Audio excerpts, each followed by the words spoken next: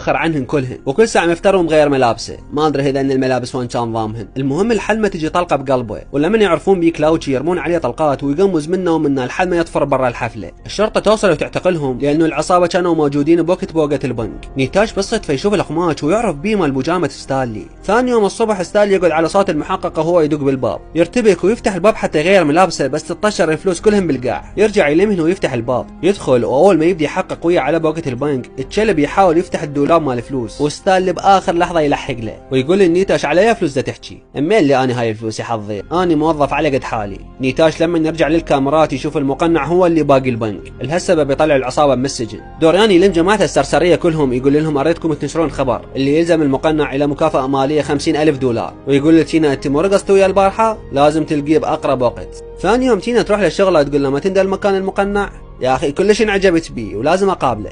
يقول لها والله شنو اللي عجبك بيه؟ تقول له لك هذا لك غير رقصه يشكشكتين. يقول لها انا عارفه ما اعرفه شخصيه وراح اقول له يقابلش بالليل. ولما يكمل شغله ويطلع نيتاش كان مراقبه ولسه شاك بيه، ولما يلتقي بيها كانوا مراقبيه خطوه بخطوه. يقول لها هسه اروح اصيح المقنع واجي. يروح ورا الشجره يلبس القناع ويجيها، هي تبقى خايفه منه وما تعرف شو تسوي، ويسوي لها دخان ابو القلب وبنصه سهم. بس بهالاثناء تشفتهم الشرطه، يقول لهم الله عليكم عوفوني والله حتى بعدني ما متهني بالقناع. يعتقلوه ويخلون الكلبشات بيده، يبدون يفتشوه وجيبه كان خزنه متروس ملاعيب واسلحه ثقيله، بس يقدر يفك ايده ويضربهم راجديات ويكلبشهم، وبسرعه يطفر منهم ويقفل الباب ويزنجلها. اول ما يندار يلقى سيارات الشرطه بوجهه، يطلع لسانه وعيونه تطفر ام الصدمه. بسرعه يدارك الوضع ويغير ملابسه ويقوم يرقص. الضباط يندمجون ويقومون يرقصون وياه، هذول يقدرون يطفرون من فوق الباب ويلقوهم خوش مسوين حفله. نيتاش يقول لهم انتم ضباط لو هيفاء وهبي ولكم لحقوه راح يطفر. يلحق يطفر ويشوف له ختله ينزع بها القناع، وصديقته الصحفيه تصيح له ويصعد وياها. تاخذه وياها المخزن الجرايد تقول له شنو قصتك؟